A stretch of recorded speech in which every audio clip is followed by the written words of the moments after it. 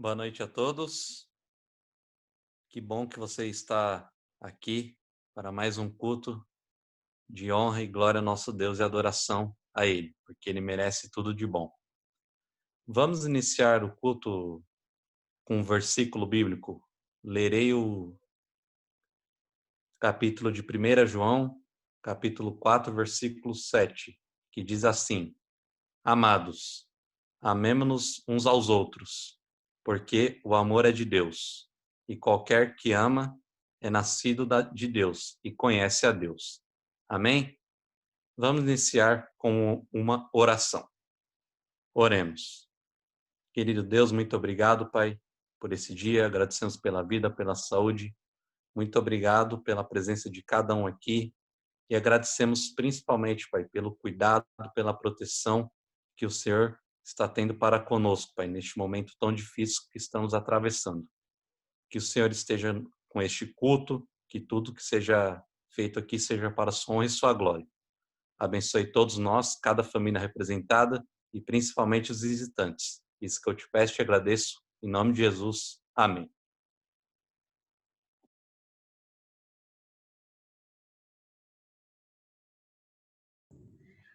Boa noite a todos, mais uma vez. Que bom que você está aqui conectado em mais essa noite. Estamos muito felizes. Na continuação, nós vamos ouvir uma música especial que foi gravada pela Débora Calado. A Débora é do Rio de Janeiro, da Igreja Central de Seropédica. Ela está conectada aqui conosco, deu um tchauzinho aí. Débora, muito obrigada por ter aceitado o convite, ter gravado essa canção para abençoar a nossa vida. Que Deus seja louvado por você e que você continue levando Cristo através da sua voz por onde você passar.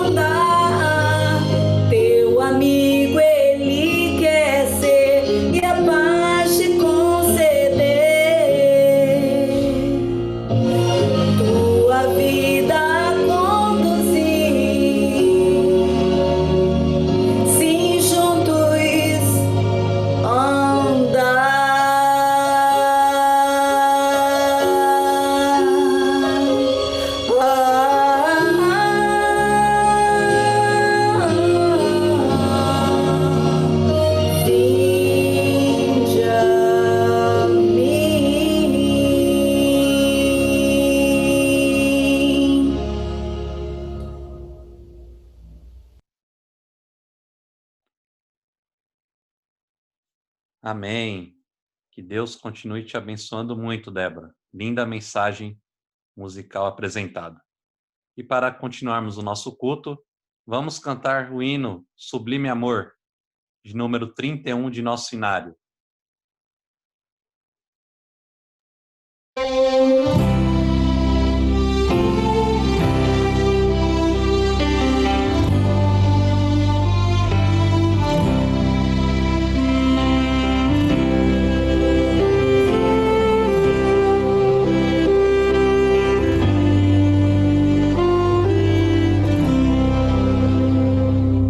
Sublime amor, amor de Deus que a vida não traduzirá. Maior que o mar, maior que o céu, jamais alguém compreenderá. Ao pecador em aflição, seu Filho Deus ao sofredor deu ele a mão e as culpas me perdoou. Sublime amor, o amor de Deus, ó maravilha sem par. Por esse amor eternamente a Deus iremos louvar. Sentindo ao mar se transformasse em papel, o céu também, e apenas Gil deslizasse, dizendo esse amor contém. Daria fim ao grande mar, ao esse amor descrever. O céu seria muito pequeno pra tal relato conter. Sublime amor, o amor de Deus, ó maravilha sem par. Por esse amor eternamente a Deus iremos louvar. Excelso amor, o amor de Deus que nos remiu da perdição.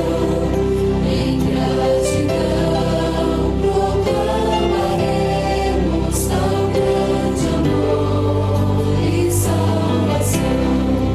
E quando enfim no lar dos céus em doce glória eterna, pra sempre desfrutaremos o grande amor divinal. Sublime amor, o amor de Deus, ó maravilha sem par. Por esse amor eternamente a Deus iremos louvar.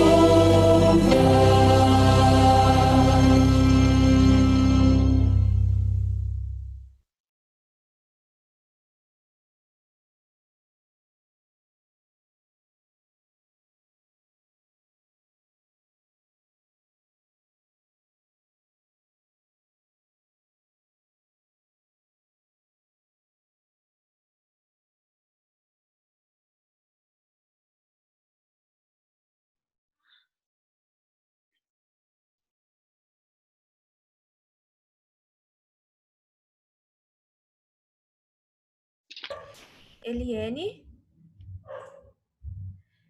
nós não estamos te ouvindo. Tá com fone?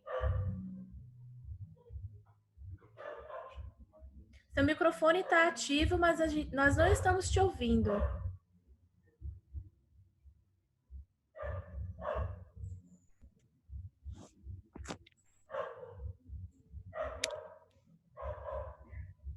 Está me ouvindo? Agora sim. Desculpa, vamos seguir. Feche seus olhos, vamos orar. Senhor nosso Deus, muito obrigado porque o Senhor tem cuidado de nós, cuidado de nossa família. Agradecemos também pela oportunidade de te adorar, independente da circunstância. Colocamos agora nesse momento também todos os pedidos que estão em nossos corações em suas mãos e pedimos que o Senhor esteja com o pastor Cleison, que nesse momento abrirá a sua palavra. É isso que eu te peço e agradeço, em nome de Jesus. Amém. Pastor, é com o senhor. Uma boa noite a todos. Eu sei que vocês não podem me responder agora. Daqui a pouco vocês terão a oportunidade. Mas é um grande privilégio poder compartilhar a palavra com vocês.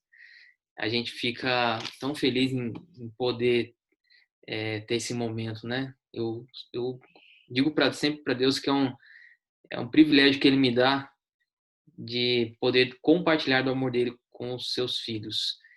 E eu espero que nessa noite você possa ter o seu coração aquecido com essa mensagem, que o Senhor realmente possa falar com você. Eu sou uma pessoa que, acho que a gente sabe que cada pessoa ela aprende de um jeito, né? Os educadores dizem que existem aquelas pessoas que são auditivas, alguns dizem que tem alguns que são visuais, e eu confesso para você que eu me encaixo nessa categoria. Eu tenho assim uma dificuldade muito grande, às vezes você quer ver alguém explicar para mim o endereço de alguma coisa? Não sei se você já passou por uma situação assim, você pergunta o endereço de um lugar para uma pessoa e ele começa a falar para você virar à esquerda, direita, e não sei para onde e tal. Daqui a pouco eu falo assim, tá bom, obrigado, mas eu não sei chegar na esquina, já esqueci o que a pessoa me explicou. Se não colocar no papel, não desenhar, eu já esqueço, eu sou assim. E talvez por ser dessa maneira, eu acho que às vezes as pessoas também são assim e eu sou muito visual. Então, quando eu prego, quando eu trago alguma mensagem, eu gosto muito de mostrar as coisas, mostrar imagens. Eu acho que uma imagem fala mais que 1000 palavras. E por isso que sempre quando eu prego, eu gosto de mostrar algumas coisas.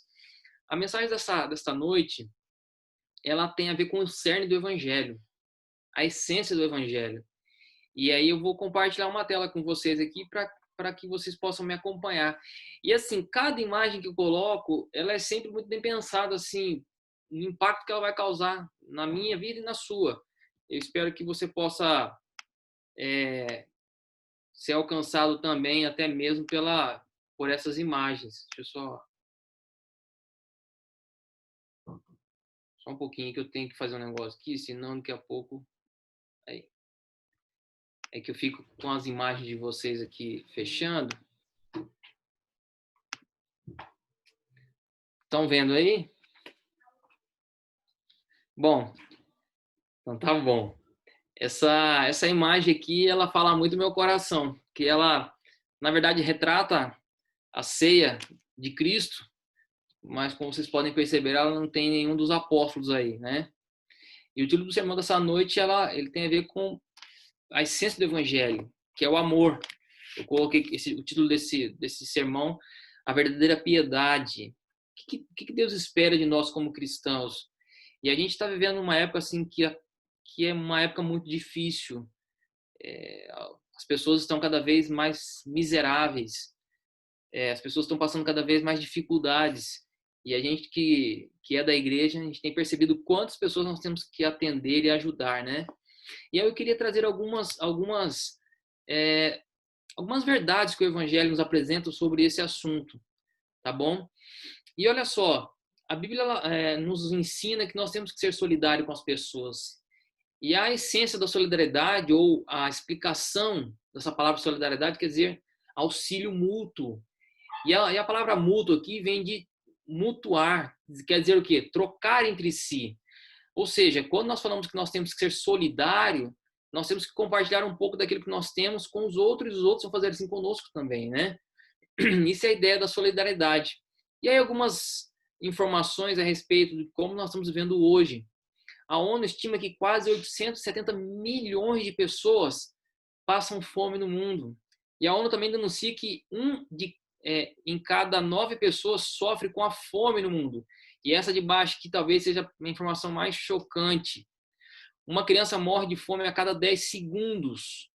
Queridos, no tempo que nós tivemos aqui nessa pregação, centenas de crianças terão morrido. Isso para mim é algo que impacta muito, em pensar que eu tenho que comer enquanto muitas crianças estão morrendo sem ter o que comer na sua casa, né?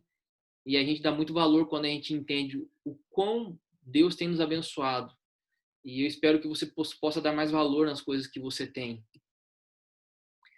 Só que eu queria falar um pouco sobre um momento que nós estamos vivendo.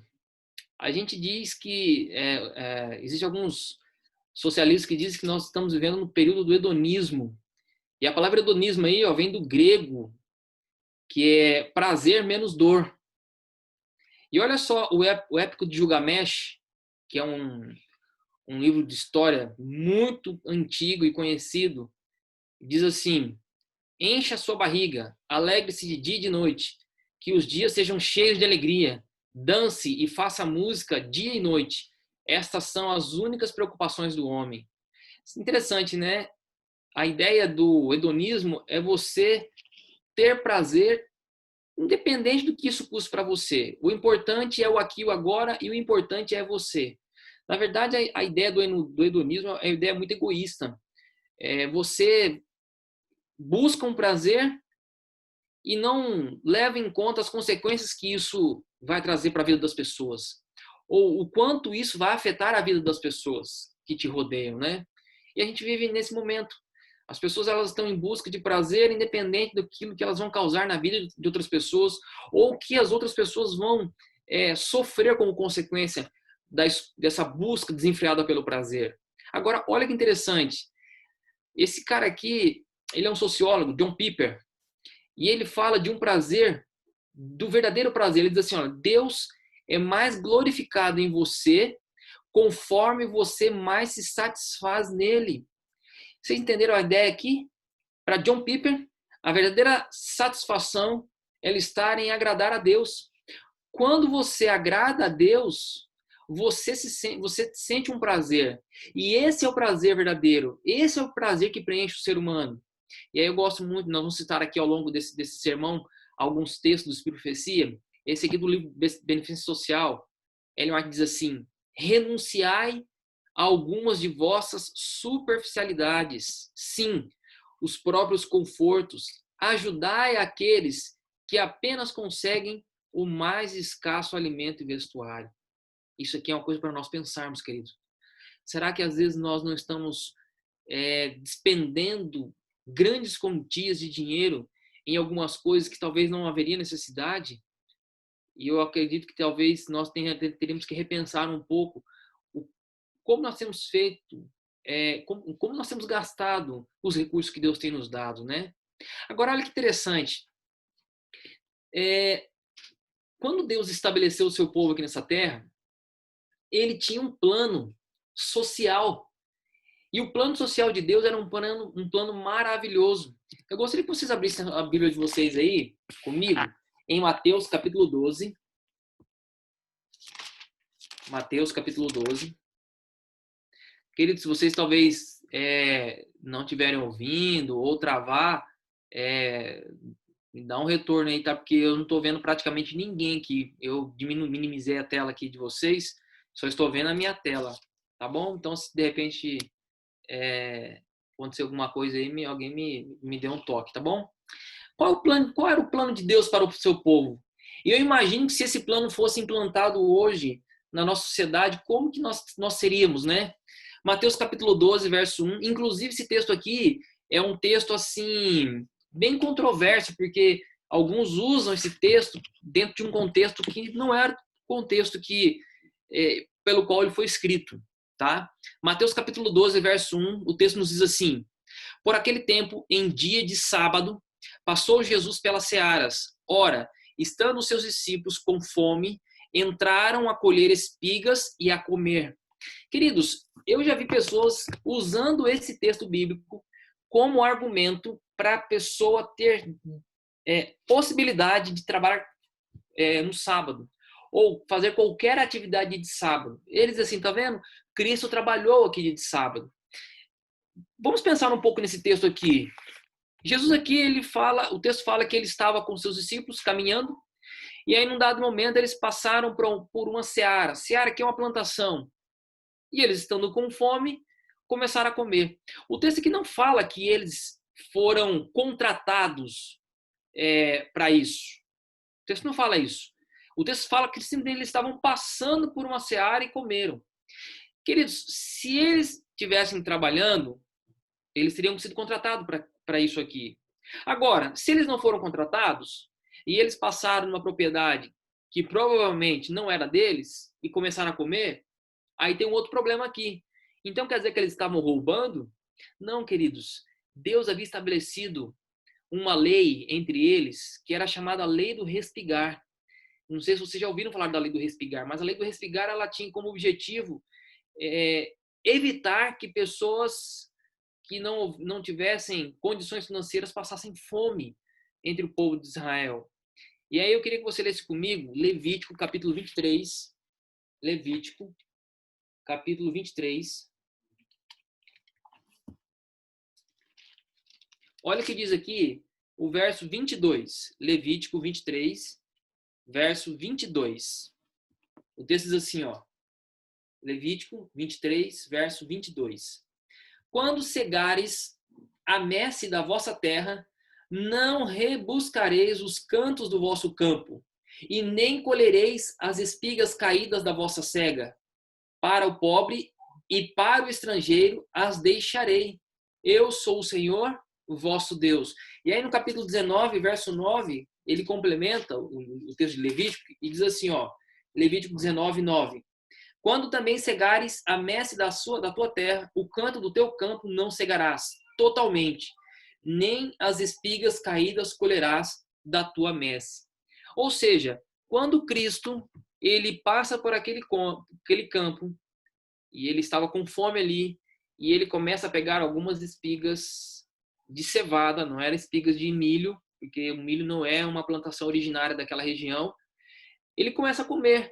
E ele estava seguindo uma lei que ele mesmo havia estabelecido para o seu povo. Queridos, o objetivo e o plano de Deus para o seu povo naqueles dias era que não houvessem miseráveis, era que pessoas não passassem fome. Então, todas as plantações, elas eram obrigadas a deixar uma parte para que pudesse atender os necessitados. E aí, por que isso é tão importante? Porque o próprio Jesus, lá em João 12, 8, disse que nós sempre teríamos pobres conosco. E eles estão aí para que nós possamos atender a eles, para que nós possamos ajudá-los. No livro Beneficência Social ainda, Ellen White diz assim, os pobres são herança de Deus. Cristo deu sua vida por eles. E ele reclama daqueles a quem indicou para agir como seus mordomos, que deem liberalmente dos meios a eles confiado, para aliviar os pobres e sustentar a sua obra na terra. Que tremendo, né? Se nós entendemos que nós somos mordomos de Cristo e que ele nos chamou para essa obra, nós temos uma responsabilidade com essas pessoas. E sabe, queridos, eu entendo que algumas pessoas não têm mais de Deus, porque elas acabariam com tudo, com elas mesmas. Deus não dá mais para algumas pessoas, porque elas se tornariam mais egoístas. E aqueles a quem Deus pode confiar, Deus mais dá. Então pense um pouco como é que tem sido a sua vida. Será que você tem sido uma pessoa realmente que tem feito bem ao próximo? Agora esse texto me chama a atenção. Eu gostaria que você abrisse comigo. Aqui está o texto de Mateus capítulo 6. E esse texto aqui é o texto do Sermão da Montanha. Vocês conhecem o Sermão da Montanha, começa lá em Mateus capítulo 5, passa pelo capítulo 6 e vai até o capítulo 7. E nesse texto, nesse sermão, Jesus dá informações e orientações importantíssimas para a nossa vida aqui. No capítulo 6, eu quero ler a partir do verso 1, dos versos 1 ao 4, e isso aqui para a gente pensar como é que nós temos feito as coisas. O texto diz assim, guardai-vos de exercer a vossa justiça diante dos homens, com o fim de serdes visto por eles. Doutra sorte, não tereis galardão junto ao vosso Pai Celeste. Verso 2. Quando, pois, deres esmola, não toques trombeta diante de ti, como fazem os hipócritas nas sinagogas e nas ruas, para serem glorificados pelos homens. Em verdade vos digo que eles já receberam a recompensa.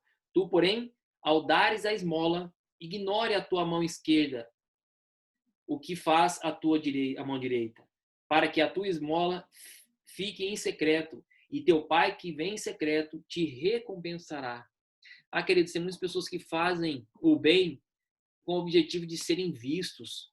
Eu fico muito feliz, sabe, quando, e ao longo da minha vida como pastor, eu tenho visto irmãos assim, fazem uma doação e dizem assim, pastor, olha, não diga que foi eu quem fiz isso. Não diga que foi eu que fiz essa doação. Algum tempo atrás eu estava numa igreja, e eu não vou mencionar em que lugar, porque eu já passei por vários distritos, e também só vou mencionar a essência desse episódio. Algum tempo atrás eu estava numa igreja e nós tínhamos um plano de melhorias na casa de Deus. E eu me lembro que uma irmã, até simples, disse assim, pastor, eu gostaria de fazer uma doação para a igreja. E ela fez uma doação, queridos, e assim, pelas condições dela, eu não imaginei que essa doação seria feita por ela. E ela disse uma coisa que me chamou a atenção.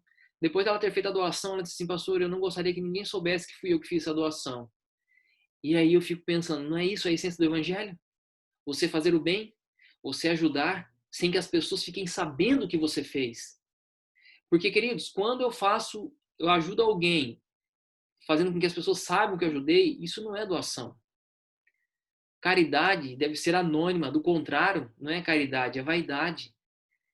E é tão preocupante que você pensar que nós vivemos num período de selfies, né, onde as pessoas elas fazem tudo para que as pessoas vejam, e hoje em dia as pessoas fazem isso. Eu vejo às vezes algum programa que algum artista ajudou determinadas pessoas e aí passa na mídia. Isso não é o objetivo de Deus. Deus não quer que nós sejamos assim. Agora, olha que coisa interessante. Eu não sei se vocês sabem, mas a Bíblia ela fala de um segundo dízimo. Eu queria que vocês lessem comigo 2 textos.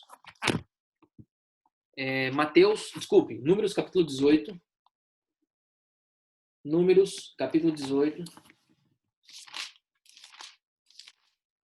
Capítulo 18, verso 21. Número 18, verso 21. O que seria na Bíblia esse segundo dízimo? Números 18, 21 diz assim: aos filhos de Levi dei todos os dízimos em Israel por herança, pelo serviço que prestam, serviço da tenda da congregação. Esse aqui é o dízimo que nós conhecemos, né? Deus diz aqui que ele separou os dízimos para aqueles que serviam no templo, né? Não faziam outro trabalho, não faziam outra obra a não ser a do Senhor. E a herança deles era o Senhor. Então eles eram sustentados por esse dízimo que você conhece e que eu creio que todos aqui são fiéis nesse aspecto. Só que existe um segundo dízimo. Eu queria que você lesse comigo aí Deuteronômio, capítulo 14. Deuteronômio 14. Eu quero ler primeiro o verso 23. Deuteronômio 14, verso 23. E o texto diz assim: e perante o Senhor teu Deus, no lugar que escolher para ali fazer habitar o seu nome, comerás os dízimos do teu cereal, e do teu vinho, e do teu azeite, e os primogênitos das tuas vacas e das tuas ovelhas, para que aprendas a temer. E aí eu quero ler os versos 28 e 29. Ao fim de cada 3 anos, tirarás todos os dízimos do fruto do 3º ano, e os recolherás na tua cidade. Então virão o levita, pois não tem parte nem herança contigo, o estrangeiro, o órfão e a viúva, que estão dentro da tua cidade, e comerão e se fartarão, para que o Senhor teu Deus te abençoe em todas as obras que as tuas mãos fizerem. De pessoas fazendo uso do dízimo para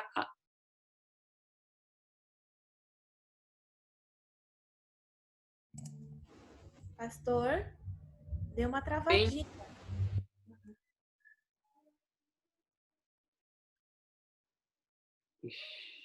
oi, estão me ouvindo? Agora sim, agora voltou. Onde é que eu parei? Só para eu...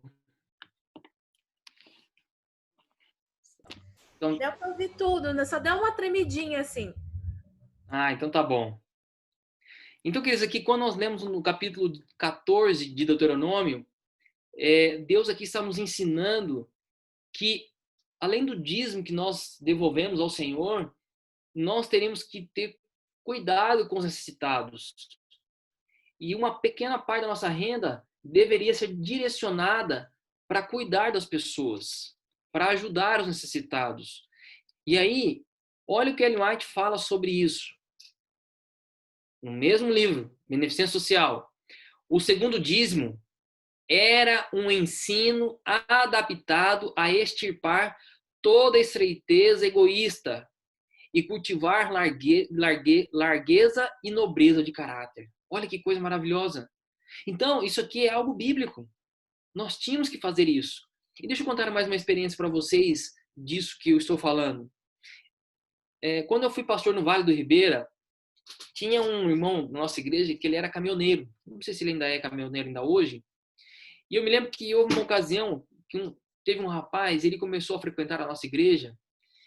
E um dia eu fui até a casa dele e eu conversando com ele, ele falou que morava com o sogro, ele era casado, tinha um filho.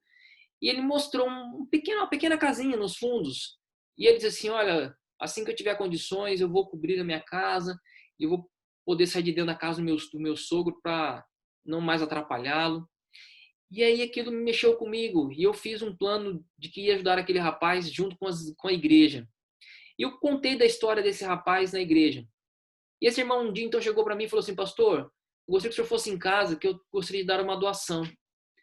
E aí naquele dia que eu fui à casa dele, nós estávamos conversando, ele fez um cheque, deu em minhas mãos e disse assim, pastor, eu sempre separo, além do meu dízimo, uma parte dos meus lucros para que eu possa ajudar alguém necessitado. E eu sempre tenho orado a Deus para que Ele me mostre quem ajudar.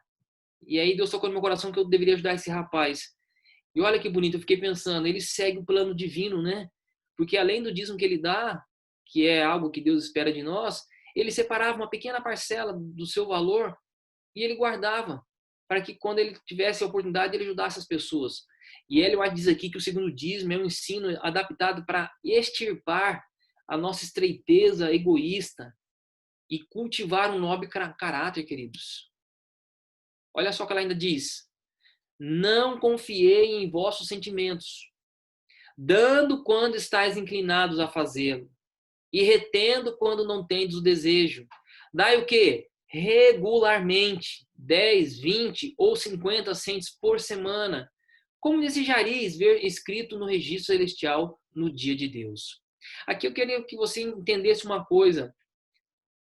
Fazer doações para necessitados não devia ser algo que nós deveríamos dar de maneira esporádica. Não, queridos. Ajudar as pessoas necessitadas deveria ser uma rotina em nossa vida. Deveria ser algo que nós deveríamos fazer sempre. Eu fico às vezes pensando, né? Chega no final do ano, já percebeu como que as pessoas elas se tornam solícitas? Gostam de ajudar as pessoas, gostam de dar alimentos, cestas básicas. Eu fico pensando, e no restante do ano? Como que essas pessoas elas sobrevivem? Como nós poderíamos amenizar o sofrimento de muitas pessoas se nós entendêssemos que doar para os necessitados é algo que deve ser feito de maneira constante? Agora, uma coisa me chama a atenção nesse texto. Ela diz aqui que isso deve ser feito como algo que é registrado nos livros do céu. Eu queria que você abrisse comigo um texto. Atos, capítulo 10. Atos. Essa história vocês conhecem. É a história de Cornélio. E a gente cita muito essa história aqui para falar sobre a questão dos alimentos imundos. Mas no capítulo 10, no verso 4, olha o que diz aqui. Me chama muita atenção esse texto. Cornélio, este fixando nele os olhos e possuído de temor, perguntou, que é, Senhor? E o anjo lhe disse, as tuas orações e as tuas esmolas subiram para a memória diante de Deus. Sabe, queridos, quando nós fazemos o bem ao próximo, quando nós ajudamos pessoas necessitadas, nós estamos agradando a Deus. Nós não devemos fazer isso com o intuito de ganhar a nossa salvação, de comprar a nossa salvação, mas nós fazemos isso como um ato de reconhecimento. E Deus se agrada disso. Deus se agrada das nossas ações. Por onde começamos? Ore para amar mais a Jesus. Esse autor Van Havner, ele diz o seguinte: a qualificação primordial de um missionário não é amor pelas pessoas, mas amor por Cristo. Se você ama verdadeiramente a Cristo, o amor às pessoas será natural. A religião pura e imaculada para com o nosso Deus e Pai é esta. Qual? Visitar os órfãos e as viúvas nas suas aflições e guardar-se incontaminado do mundo. E isso é o plano de Deus para a nossa vida. Queridos, Deus ele tem sonhos e planos para a sua igreja. Eu vejo que hoje, no período que nós estamos vivendo, a igreja ela tem se tornado um pouco daquilo que Deus sonha para ela.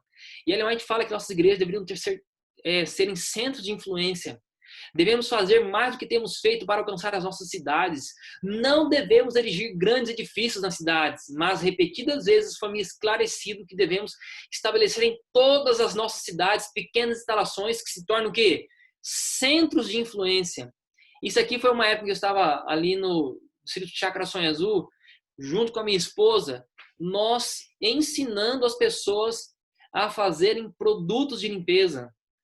Infelizmente, uma vez eu tentei fazer isso aqui no distrito, não tive muito sucesso. Mas olha a quantidade de pessoas que nós tínhamos nesse curso.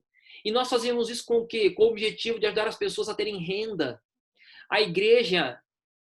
Essa igreja ela ficava numa comunidade muito carente. E sabe o que eu percebi? Quanto mais carentes são as pessoas, mais elas ajudam umas às outras. Aqui em cima, no canto superior, nós temos a igreja numa comunidade. Queridos, eu fui nessa comunidade numa ocasião. Você está vendo só um lado assim, mas atrás são só barracos de madeira. E a igreja estava ali ajudando as pessoas no meio da comunidade. Olha só aqui, isso aqui na comunidade lá, as irmãs ajudando os moradores que tinham suas dificuldades, né? Isso é o que Deus espera na igreja. Olha só, o que seria um centro de influência? Centros urbanos holísticos. O que seria isso? Que procura compreender os fenômenos na sua totalidade e globalidade, que servem para ajudar a satisfazer as necessidades da comunidade. Ellen White conjecturava os centros de ministério que incluiriam instrução no estilo de vida, centros de tratamento, salas de leitura, restaurantes, comportagem, palestras, instruções a respeito de como preparar alimentos saudáveis. Esse era o plano, querido. E aí, eu tive essa oportunidade um tempo atrás. Ellen White, ela resumiu isso em 5 passos. O Salvador misturava-se com os homens como uma pessoa que eles desejavam bem. Manifestava simpatia, ministrava-lhes as necessidades, granjeava-lhes a confiança. E aí, por fim, então, eles diziam o quê? Segue-me. Eu tive a oportunidade de participar, há uns 3 anos atrás, de um projeto chamado Humana em Missão, que foi fazer um plantio de uma igreja diferenciada em uma comunidade. E aí nós conseguimos 9 jovens que durante 1 ano pararam tudo o que estava fazendo para dedicar a sua vida a Deus. E nesse período, nós fizemos vários cursos dentro desse projeto. Fizemos cursos como alimentação saudável. E aí, você tem um dia eles ensinando a fazer pães integrais, panificação. Nós tínhamos também um coralzinho. E aqui você tem um grupo que durante 1 ano ficou comigo nessa comunidade, plantando uma igreja diferenciada. Aqui você tem a minha esposa, mais uma vez comigo, ajudando, fazendo um curso de produtos de limpeza. Nessa ocasião, nós fizemos curso de produto de limpeza, fizemos curso de chocolate, fizemos curso de outros cursos que eu nem lembro mais aqui, mas foram vários os cursos. E a comunidade ela era atendida. E eu me lembro que algumas vezes as pessoas diziam o seguinte: mas essa igreja é diferente. E era mesmo, querido, porque essa igreja ela tinha o objetivo de ajudar a comunidade. Olha a quantidade de pessoas que iam aos nossos cursos, porque realmente elas amavam aquilo que elas estavam presenciando ali, né? Aqui eram crianças da comunidade que eram ensinadas aqui numa classe bíblica, e nós tínhamos também uma parceria onde pessoas nos ajudavam com roupas. Então, aquilo que a igreja podia fazer pela comunidade, a igreja fazia. E essa igreja se tornou um diferencial naquele bairro. E eu me lembro que quando nós fomos para abrir esse centro de influência, algumas pessoas disseram, mas vai abrir uma igreja aqui? Tem tantas igrejas, e tinha mesmo, querido. A rua era tomada de igreja. Mas eu dizia assim, mas essa não é qualquer igreja. Essa igreja aqui ela tem como objetivo fazer a diferença na vida das pessoas, ajudar aqueles que são necessitados. Queridos, Deus tem um plano para a sua igreja. Ellen White, no livro Ciência do Bom Viver, diz assim, é necessário pôr-se em íntimo contato com o povo. Os pobres devem ser socorridos, cuidados os doentes, os aflitos e os que sofrem perdas confortados, instruídos os ignorantes e os inexperientes aconselhados. Isso é o plano de Deus. Eu quero finalizar mostrando esse pequeno vídeo do pastor Wagner. Presta atenção no que um grupo de jovens dos Calebs fizeram numa comunidade. Em meio às residências, o caso da senhora Marlene, que é cega e vive sozinha, chamou a atenção de um grupo de voluntários. As imagens mostram um pouco da realidade que ela vivia. Nós viemos até a casa dela, quando nós encontramos aqui a casa praticamente abandonada. Ela dentro de uma casa abandonada. E nessa situação, os Calebs fizeram parcerias e uniram forças e com muita dedicação deram início a um longo trabalho. Como vocês podem ver, a moradia está passando por uma grande reforma. No interior da casa, as paredes foram rebocadas, o chão todo nivelado, a parte elétrica está sendo instalada.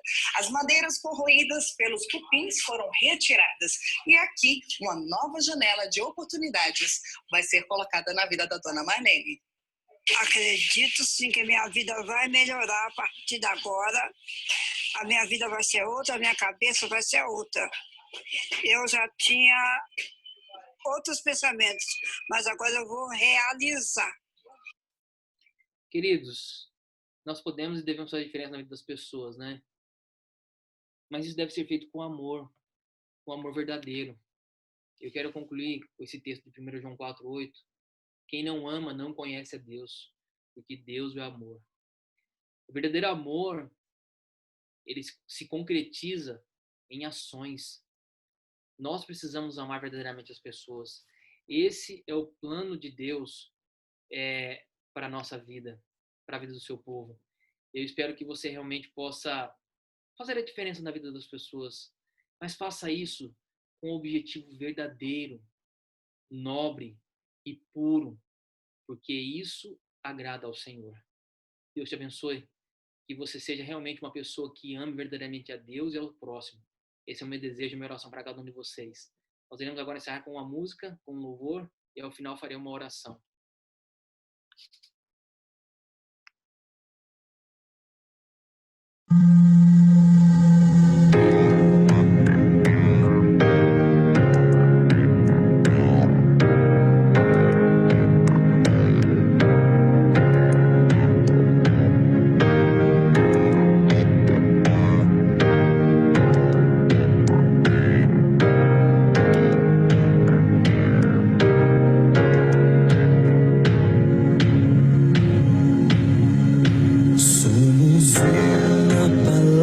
Somos um, Senhor, somos uma palavra, somos um, Senhor, e para sempre seremos todos um amor. Saberão que nós somos pelo amor, saberão que nós somos pelo amor. Somos mãos que levantam, somos um coração. Somos mãos que levantam, somos um coração. E faremos o exemplo dele em nossa direção. nós somos pelo amor, pelo amor. Saberão quem nós somos pelo amor. Se formos o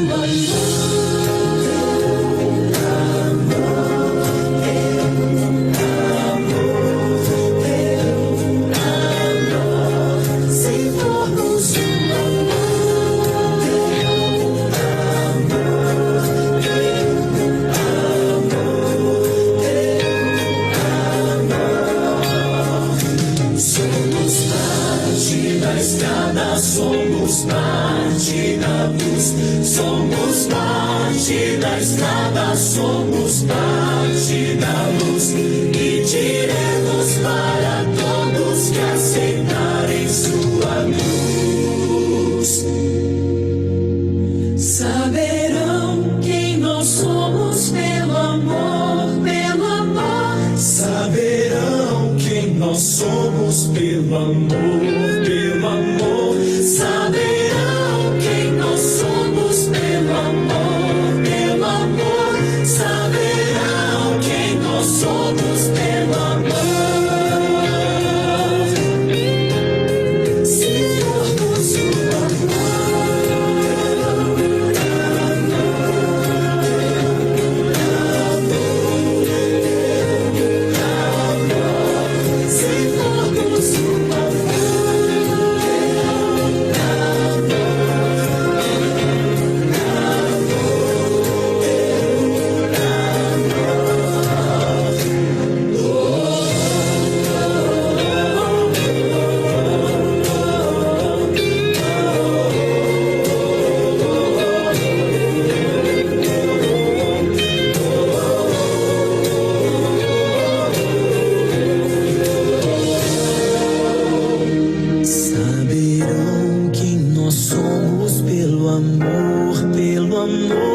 saberão quem nós somos pelo amor.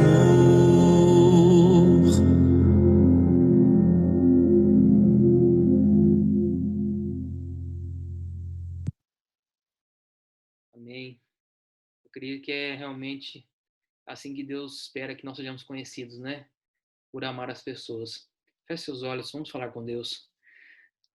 Querido Deus, às vezes nós estamos tão longe do teu plano para a nossa vida. Às vezes nós nos envergonhamos em pensar que nós não estamos fazendo nem um pouco daquilo que o Senhor espera que façamos. Ó Senhor Deus, nos ajude verdadeiramente a amar as pessoas, a termos compaixão das pessoas, a nos colocarmos no lugar delas e poder fazer diferença na vida daqueles que tanto precisam de nós. Nos ajude, Pai, que as pessoas possam conhecer a nós pelo amor. Deus querido, abençoe-nos e nos ajude a compartilhar um pouco das bênçãos que o Senhor tem derramado sobre a nossa vida. Pedimos a tua direção, pedimos as tuas bênçãos, o teu cuidado e pedimos também que nos ajude, Pai, mudando o nosso coração, em nome do nosso Salvador Jesus. Amém, Senhor. Pedir para o pessoal abrir os microfones de vocês aí e dizer que Deus tem uma bênção sobre a sua vida, viu? E Ele quer que você seja muito abençoado para abençoar outras pessoas também.